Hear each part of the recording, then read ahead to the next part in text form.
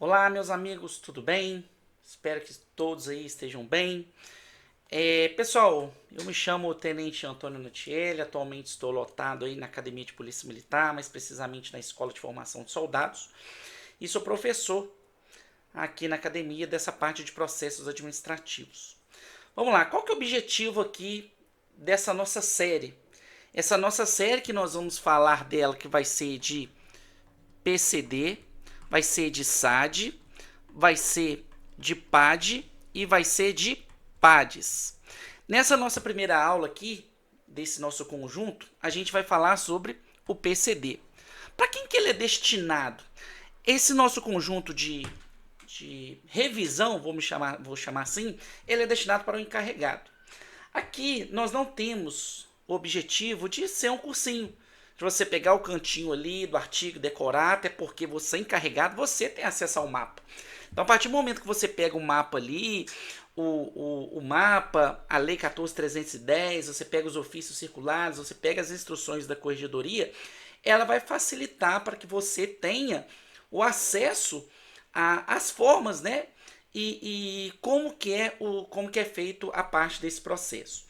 Então aqui a gente vai ver como que funciona uma ordem de um processo, o que você deve fazer para alguns detalhes. Então eu vou buscar em pouco tempo, no mais breve possível, falar de uma maneira rápida na qual você, nossa cara, minha primeira vez que eu estou pegando um PCD, nossa, primeira vez que eu estou pegando uma SAD, qual que é a ordem que eu devo colocar, qual que é a capa, o que, que eu devo fazer nesses próximos atos.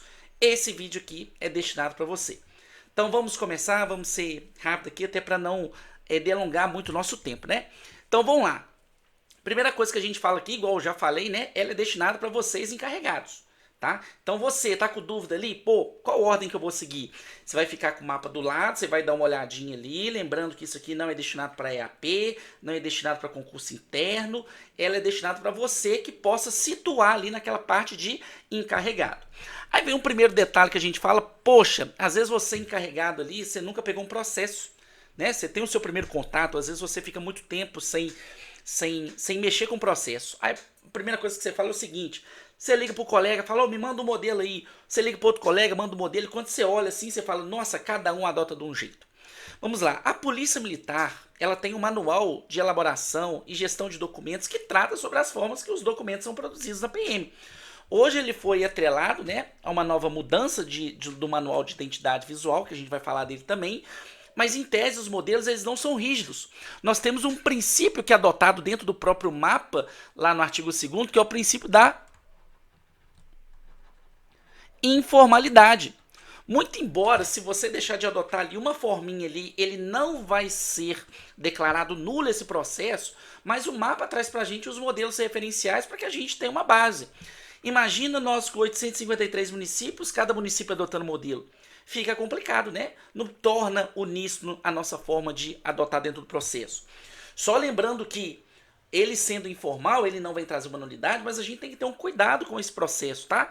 Então, se você viu que o seu colega tá com um modelo diferente ali e o outro tá, isso não vai trazer uma nulidade para parte de processo não, tá? E outro detalhe que a gente tinha falado é sobre a ordem. A ordem que nós vamos ver aqui de uma maneira pontual, de uma maneira direta, qual que é a capa do meu processo? Qual que é a última folha do meu processo? É aqui que nós vamos adotar, beleza?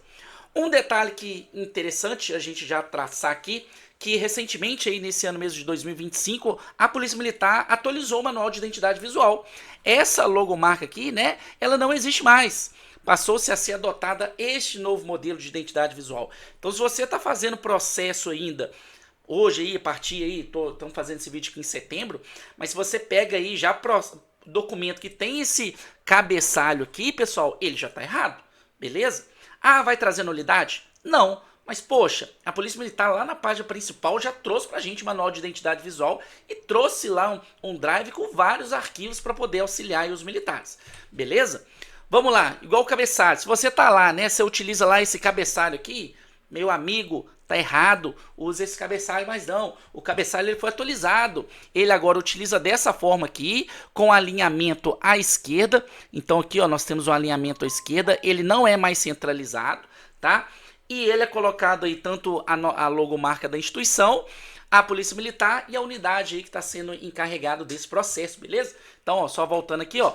Antes a gente fazia assim, confere? Inclusive, vou falar até baixo aqui, ele tá no mapa dessa forma. Mas o mapa é de 2012. Então a gente tem que atualizar aí, beleza? Tá de acordo aí com o novo Manual de Identidade Visual. Vamos lá, outro detalhe. Tem gente que usa fonte Times New Roman, tem gente que utiliza fonte Arial, tem gente que usa fonte tamanho 12, cabeçalho tamanho 14. Pessoal, toda fonte padronizada ela tem tamanho 11. Ponto final, exclamação, é tamanho 11. Esse é o tamanho de fontes que a gente vai utilizar. E hoje a Polícia Militar ela utiliza como fonte primária, a principal aí, a Howline. E se você não tiver ela, você pode utilizar aí de maneira secundária a Arial. Só lembrando que todo documento deve ter a mesma fonte. Então se você lá começou no cabeçalho lá com a Howline, você vai ter que continuar com ela até o final. Não tem que mesclar as duas fontes não, beleza? Então já vamos partir aí para a gente melhorar a nossa identidade, a nossa forma de fazer com que a outra pessoa, ao visualizar o processo, veja com mais clareza, né? A formatação ela traz uma organização melhor. E outro ponto que a gente não pode deixar de falar é que esse texto ele é justificado. Ou seja, todo o texto nosso aí vem alinhado direitinho para que a gente possa facilitar a leitura aí para o nosso destinatário. Então, cuidado com o processo, ele é muito importante para a gente poder demonstrar aí esse zelo, né? E uma facilidade para o nosso leitor. Então, para a gente poder começar aí, já que a gente já falou desse início, que é interessante, para a gente não delongar muito, nós, policiais militares, né, quando somos encarregados, nós temos que conhecer a 14310, o mapa, as instruções conjuntas de corregedoria. Já vou citar aqui, principalmente, a instrução conjunta de corregedoria número 01, a gente vai ver ela ali, e os ofícios circulares aí que trazem atualizações para a gente no bojo aí da parte de processo administrativo. Vamos lá, e a Constituição, porque eu não citei? Porque basicamente aqui a gente já tem a 14310, né, e o mapa que eles já vão trazer pra gente ali os dispositivos que a Constituição vão elencar pra gente, tá? Outro detalhe, eu preciso de decorar? Não, você precisa de conhecer. Então quando você vai pegar um processo ali, dá uma lidinha na parte dos artigos que tratam, por exemplo, sobre o PCD. Você pegou o PCD ali? Não tem muito artigo não, você vai pegar ali do artigo 35 ao artigo 50. Pouquinho, 15 artigos. Você dá uma olhada ali, você já se atualiza. Opa, deu uma lida, tentei entender aqui. Você parte para essa parte do vídeo, você vai conseguir fazer aí seu processo de uma maneira bem bacana. Tranquilo? Então, meus amigos, vamos lá. Primeiro detalhe que nós vamos começar aqui é quando a gente pega a comunicação disciplinar ou a gente vai fazer a comunicação disciplinar. Um ponto importante que nós temos que quando tem-se a comunicação disciplinar, você sendo o comunicante, você deve escrever somente os fatos. Só voltar aqui. Nós não colocamos artigos. Não colocamos artigos na comunicação disciplinar. Nós não colocamos artigos. Então lá, se o militar, por exemplo, chegou atrasado, o militar devidamente escalado para o serviço de sentinela no dia tal, no horário tal, conforme escala e anexo, chegou 15 minutos atrasados. Ponto. Você já tem lá, chegou 15 minutos atrasado. Você já coloca lá a testemunha que comprova que ele chegou atrasado ali para aquele serviço. Não precisa de encher, de falar muito dentro daquele texto ali. E caso você tenha alguma informação complementar, nós temos a possibilidade de fazer o relatório. Você faz um relatório anexo a essa comunicação disciplinar que você vai detalhar ali todas aquelas informações que são úteis e necessárias, tá? Então, você na comunicação disciplinar, você não faz isso. Você recebeu a comunicação disciplinar, tenta mostrar isso, né, para o comunicante, para que ele deixe de maneira clara e sucinta a comunicação disciplinar. Lembrando, meus amigos, que todos os documentos, quando a gente faz uma comunicação disciplinar, a gente tem que trazer ela. Se a gente tem uma foto lá, a gente coloca essa foto. Se a gente tem lá, por exemplo, um relatório, a gente coloca esse relatório também lá na nossa comunicação disciplinar. Ah, eu tenho aqui um documento, junta também esse documento. Um ponto importante, às vezes, por exemplo, você tem lá, por exemplo, a instrução que regula sobre o serviço da base de segurança comunitária. Vou pegar aqui, se eu não me engano, ela tem 100 páginas. Aí você quer citar uma página específica, você quer juntar uma página específica que o militar violou aqui aquele dispositivo. Será que eu tenho que juntar toda instrução? Será que eu tenho que juntar? Não. Pega ali a capa ali daquela instrução, mais ali aquela página onde que fala sobre aquele dispositivo, 2 folhinhas e junta ela à comunicação disciplinar, tá? Então você mostra onde você pegou aquele documento, você junta ali a página onde houve a violação daquele tipo transgressional e pronto.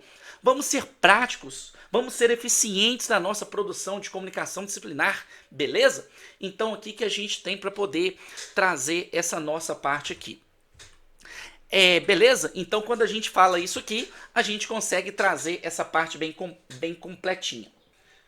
Pessoal, outro ponto importante também, que eu já estou falando, né? Como a gente não vai ficar lendo parte de artigo, parte de prazo, que isso aí você já tem lá o cuidado, né? Que o processo de comunicação disciplinar, ele tem o prazo de 15 dias para ser apurado. Nós não vamos ficar entrando nesses detalhes não, viu? Que você dá uma olhadinha aí para você pelo menos relembrar, tá? Então, olha só, quando a gente pega a comunicação disciplinar, se você for fazer a comunicação disciplinar, até mesmo para poder facilitar para o encarregado, junte todos os documentos.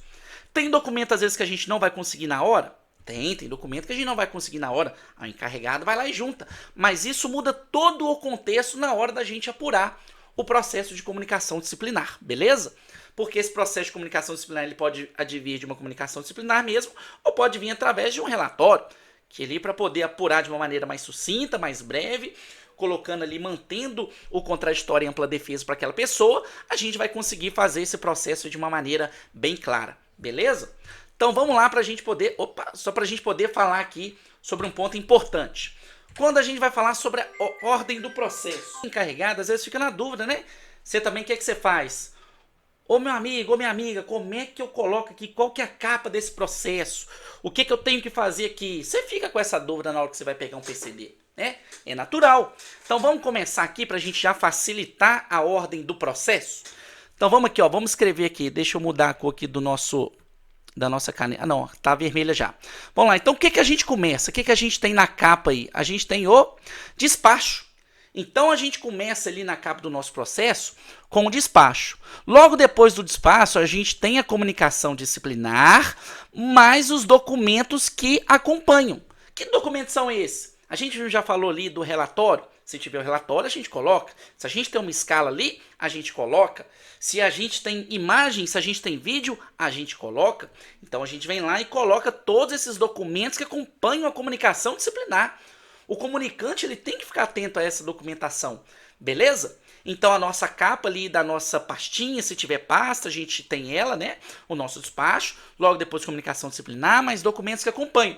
Depois dos documentos, o que a gente faz? A gente tem o termo de abertura de vista. A gente vai abrir vista para quê? Para apresentação das alegações de defesa. Então, ponto ali, a gente tem o despacho, tem o termo de abertura de vista e parte ali para as alegações de defesa. Pessoal, essas alegações de defesa aqui, deixa eu mudar a cor da caneta, ela é obrigatória. Se ela é obrigatória para ser apresentada no prazo de 5 dias úteis, se a pessoa ali, o comunicado, ele não apresentar, a gente faz um contato com ele e pergunta, aqui, você não conseguiu, o que aconteceu? Vamos lá, se for justificado, beleza. A gente renova aquele prazo para ele ali. Se ele não justificar, a gente vai nomear um ad hoc. E quem que a gente vai nomear um defensor ad hoc? Vai ser um militar de maior posto ou graduação relativo àquele militar ali, beleza? E é o militar ali que trabalha com você, né? Que seja da sua confiança, para poder facilitar. Aí você vai abrir novo prazo, termo de abertura de vista, você vai abrir vista para esse defensor ad hoc, para que ele possa fazer as alegações de defesa. Lembrando que esse defensor ad hoc é para esse ato, é para as alegações de defesa. Os outros atos que vão seguir o processo, você continua fazendo a notificação aí deste comunicado, beleza? Para que ele possa agir aí na defesa dele. Então vamos continuar aqui. Então aqui eu vou fazer o modelo do processo que seja completo, beleza? Aí vem as alegações de defesa. Se a gente tiver que fazer... Só um minutinho aqui, que travou aqui, pera aí, vamos lá, bora.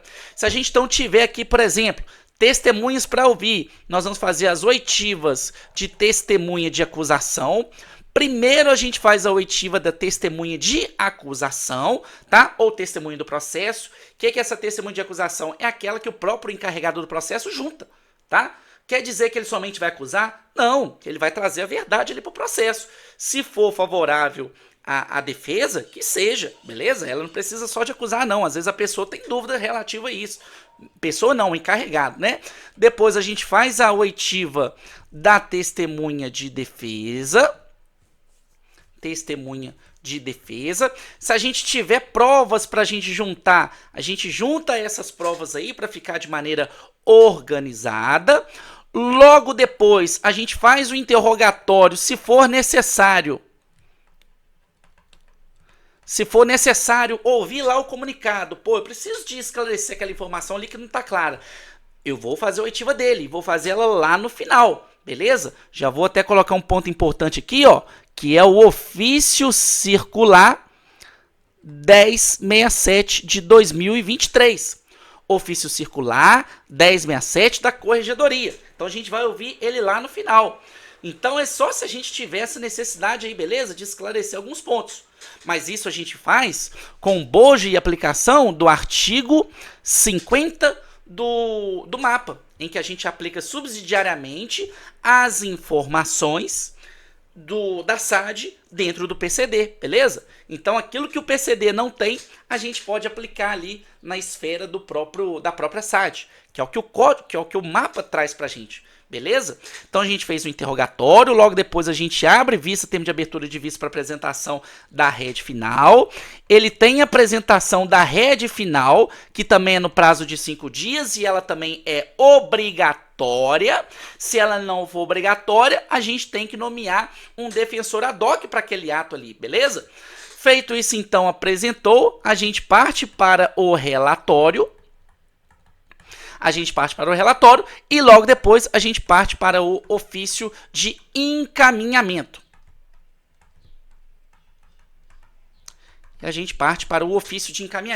Então aqui essa é a ordem do processo. Um detalhe que nós temos aqui, meus amigos, que eu vou falar para você é o seguinte.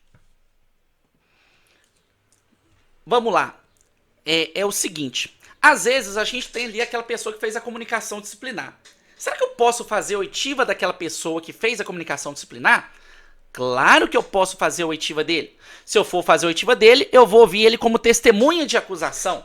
Então você vai colocar ele ali como testemunha de acusação, beleza? O interrogatório aqui pra gente, por exemplo, ele não é obrigatório a gente realizar. Ele não é obrigatório da gente realizar. Deixa eu escrever aqui, ó. Ele não é obrigatório. Mas se você fizer, você deve fazer ele ao final, beleza? Então a gente vai lá e faz ele ao final.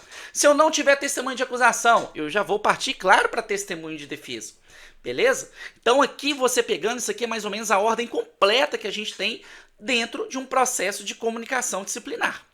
Agora, meus amigos, isso aqui está tudo previsto lá no artigo 37, inciso 2, 3 e 4. Agora vem um ponto muito importante aqui na comunicação disciplinar. Olha só o seguinte, o que fala o artigo 37? Vou até pular aqui para a gente ver aqui, ó. O artigo 37, inciso 3. Olha só, verificando a ocorrência de transgressão sem necessidade de produção de provas, a gente parte para o relatório propondo enquadramento tipificando a transgressão. O que está falando esse dispositivo aqui?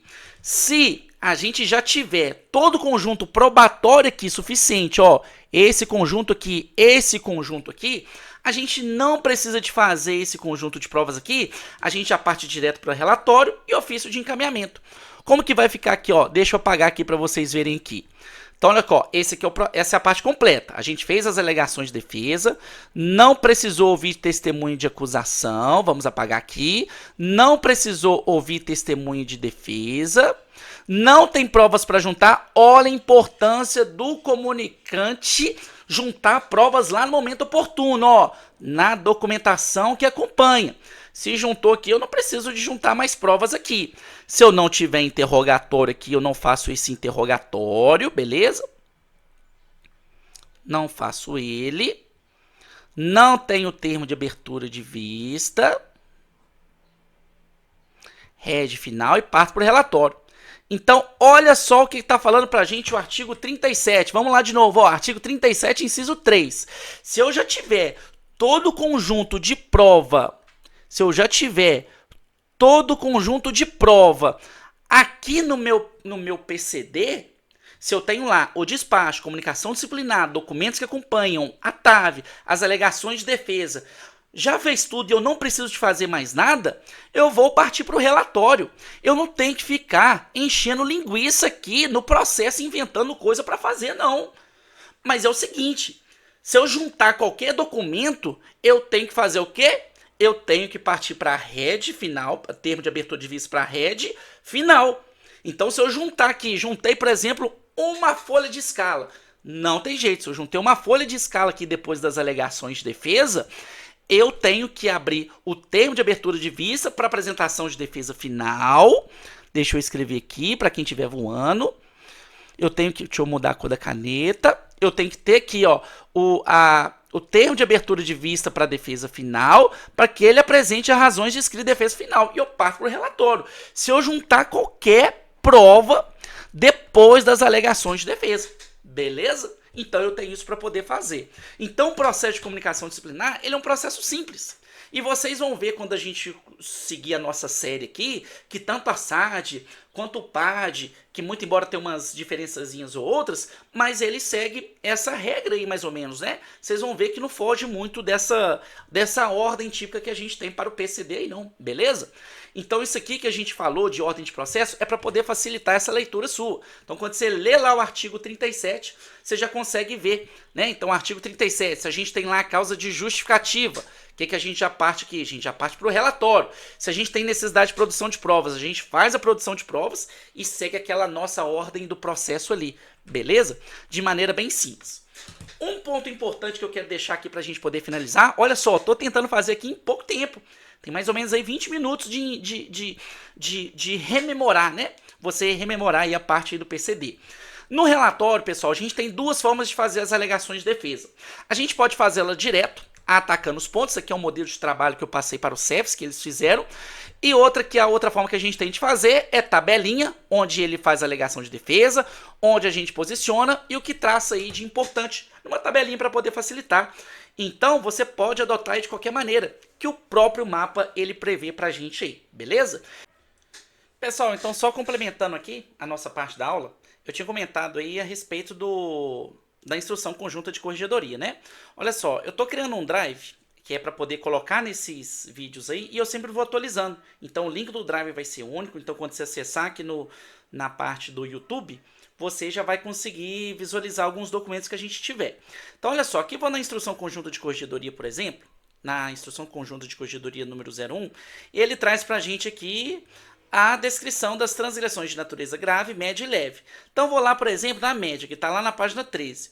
Vamos lá na página 13, para vocês darem uma olhadinha aqui, ó, página 13.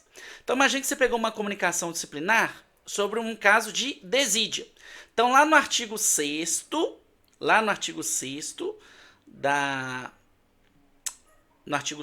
né, da instrução conjunta de corregedoria, no parágrafo 2º, ele vai explicar para a gente o que vem a ser, por exemplo, a explicação do inciso 2, porque ele tem vários núcleos. Então vamos lá. Então o que vem a ser conduta desidiosa pela instrução conjunta de corregedoria?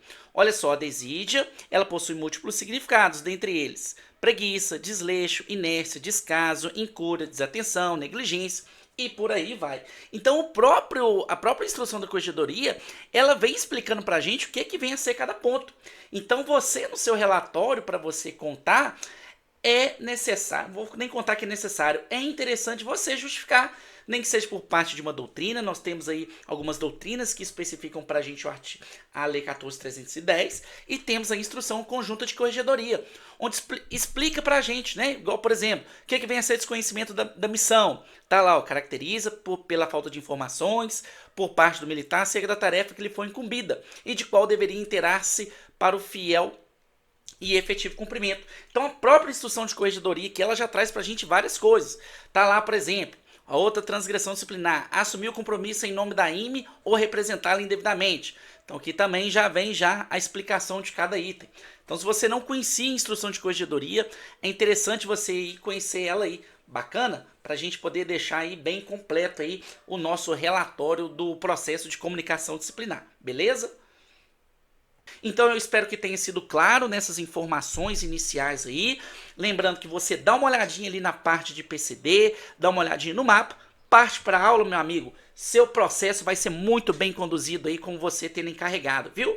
Então forte abraço, até a nossa próxima aula aí. Tchau, tchau.